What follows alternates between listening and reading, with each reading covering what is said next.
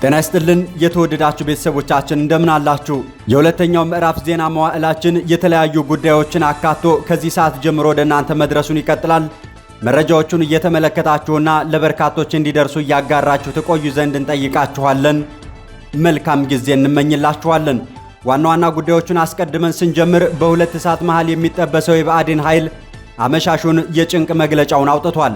የፋኖ ኃይል የዞኑን መቀመጫ ደብረ ታቦር ከተማን ጨምሮ ደቡባዊ ጎንደርን ሙሉ በሙሉ መቆጣጠሩን ተከትሎ ጭንቅና ፍርሃት ውስጥ የገባው የብአዴን ኃይል ባለቆቹ እንዳይንቀሳቀስ የተደረገ ሲሆን አመሻሹን ባወጣው መግለጫም ላይ ጭንቅና ፍርሃቱ በግልጽ ተሳብቆበታል።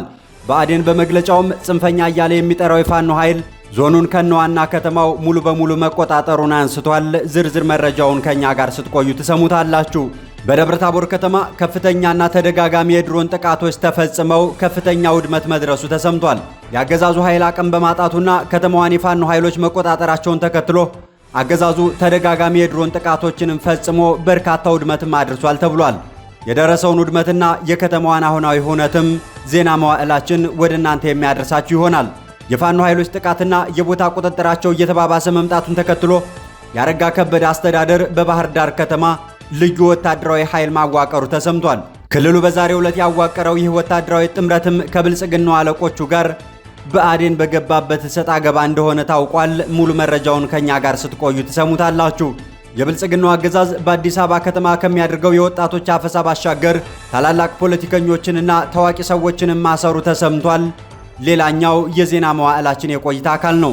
የሻዕቢያ መንግስትና የብልጽግናው አገዛዝ በገቡበት የቃላት ጦርነት የኤርትራው መንግስት የአብይ አህመድን መንግስት ወቅታዊ ፍላጎቱ የጎረቤት ሀገራትን የውሃ ጠረፍ ልክ እንደ ጎላን ተራሮች መጠቅለል ነው ሲል ከሶታል። ወደ እናንተ የምናሻግረው ሌላኛው መረጃችን ነው። የተወደዳችሁ ቤተሰቦቻችን የአመሻሽ ዜና መዋዕላችን እነዚህን በመሪ ዜናው ላይ የነገርናችሁንና ሌሎችንም በርከት ያሉ የግንባር መረጃዎችን አካቶ ወደ እናንተ መሻገሩን ቀጥሏል። መልካም ጊዜ እንመኝላችኋለን።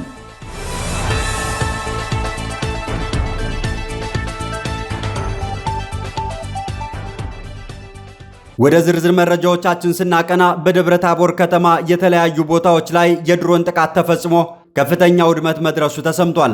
በደቡብ ጎንደር ቀጠና ከሰሞኑ ተጠናክሮ የቀጠለውን የፋኖና የአገዛዙን ሰራዊት ውጊያ ተከትሎ ፋኖ በቅድሚያ የተለያዩ ወረዳዎችን ከተቆጣጠረ በኋላ ዛሬ ነጋታው ላይም ደብረ ታቦር ከተማን ሙሉ በሙሉ በእጁ አስገብቷት ውሏል። ይህንን ተከትሎ በከተማዋ በፋኖና በአገዛዙ ኃይሎች መካከል ውጊያ ሲደረግ መዋሉንም ከከተማዋ የተገኘው መረጃ ያሳያል። የአገዛዙ የእግረኛ ሰራዊት የፋኖን ማጥቃት አቅም መቋቋም የተሳነው ሲሆን የአገዛዙ ኃይልም በደብረ ታቦር ከተማ የተለያዩ ቦታዎች ላይ ተደጋጋሚ የድሮን ጥቃቶችን መፈጸሙ ተሰምቷል።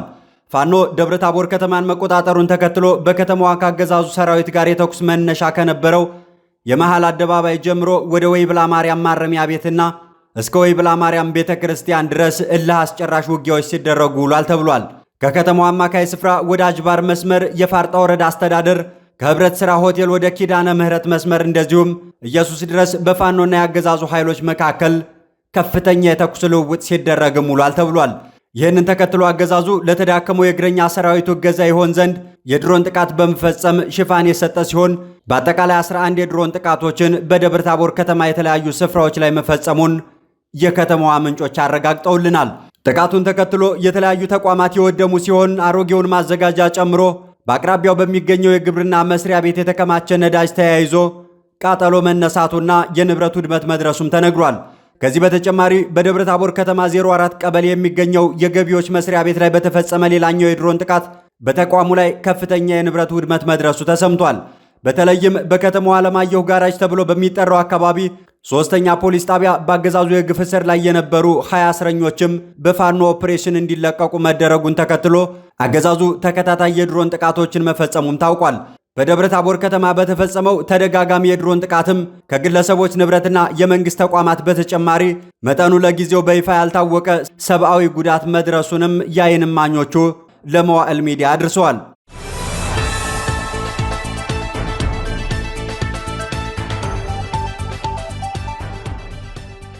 ከዚሁ ጋር በተያያዘ ዜና የፋኖ ኃይሎች ደብረ ታቦር ከተማን ጨምሮ ደቡባዊ ጎንደርን ሙሉ በሙሉ መቆጣጠራቸውን ተከትሎ ብአዴን ማምሻውን የፍርሃት መግለጫውን አውጥቷል።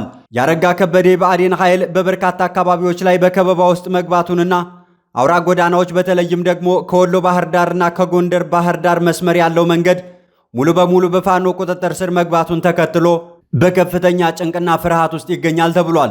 ይህንን ተከትሎ መግለጫ ያወጣው የክልሉ ሰላምና ደህንነት ቢሮ የደብረ ታቦር ከተማና አካባቢው ሙሉ በሙሉ በጽንፈኛ ኃይሉ ቁጥጥር ስር ውለዋል ሲል ስም ለማጠልሸት በሞከረበት መግለጫው ላይ አረጋግጧል። ጽንፈኛ ቡድኑ እያለ ፋኖን የሚጠራው ያረጋ ከበደ ቡድን ባወጣው መግለጫ ፋኖ የነጠቀንንና የተቆጣጠራቸውን አካባቢዎች ሁሉ ከህዝባችን ጋር ተባብረን እናስመልሳለን ሲልም የጓዳ ፉከራውን አሰምቷል። የፋኖ ኃይሎች በመላው ደቡባዊ ጎንደር ያገዛዙን ኃይል አጽድተው እስከ ደብረ ታቦር ከተማም ከገቡ በኋላ ያገዛዙን ፉከራ ሳይሆን የግንባር አቅሙን ፈትሸው እርባን የለሽነቱንም አረጋግጠዋል።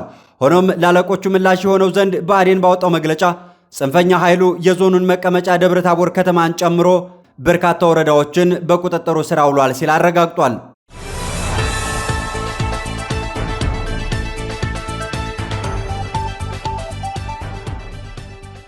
በሌላኛውና ከዚሁ ጋር በሚገናኘው መረጃችን በባህር ዳር ከተማ የርዕሰ መስተዳድሩን ቢሮ የሚጠብቅና የሚከላከል ልዩ የመከላከያ የአድማ ብተናና የፌዴራል ፖሊስ ኃይል የብአዴን ቡድን በጥምረት ማዋቀሩ ተሰምቷል።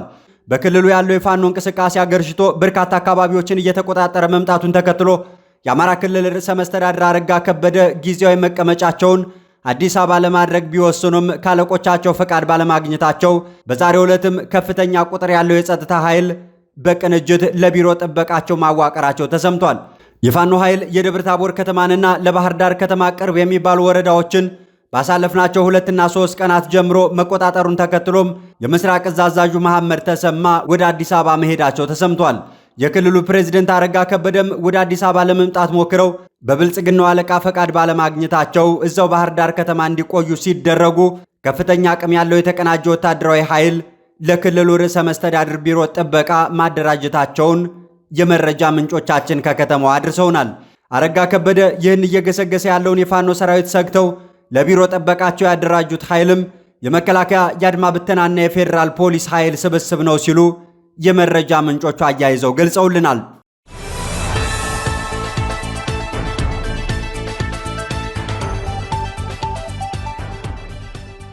በሌላኛው መረጃችን ደግሞ የብልጽግናው አገዛዝ ታላላቅ ፖለቲከኞችን ሰብስቦ እያሰረ መሆኑ ተሰምቷል።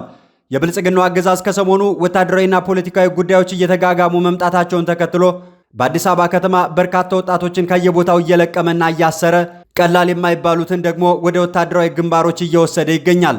አገዛዙ በትላንትናው ዕለትም ፖለቲከኛውን የሺዋስ አሰፋን አፍኖ ወደ ማጎሪያ ቤቱ መውሰዱም ተሰምቷል።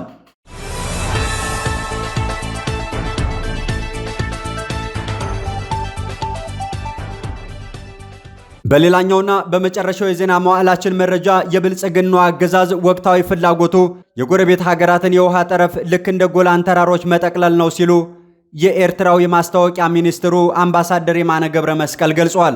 የኤርትራው የመረጃ ሚኒስትሩ አምባሳደር የማነ ገብረ መስቀል ልክ እንደ እስራኤል ከሶሪያ ጋር የሚያዋስናትን የጎላን ተራሮች እንደወሰደችው ሁሉ የአብይ አህመድ መንግስት ፍላጎትም የኢትዮጵያን ጎረቤት ሀገራት የውሃ ጠረፋቸውን በጉልበት መጠቅለል ነው ሲሉ ተደምጠዋል።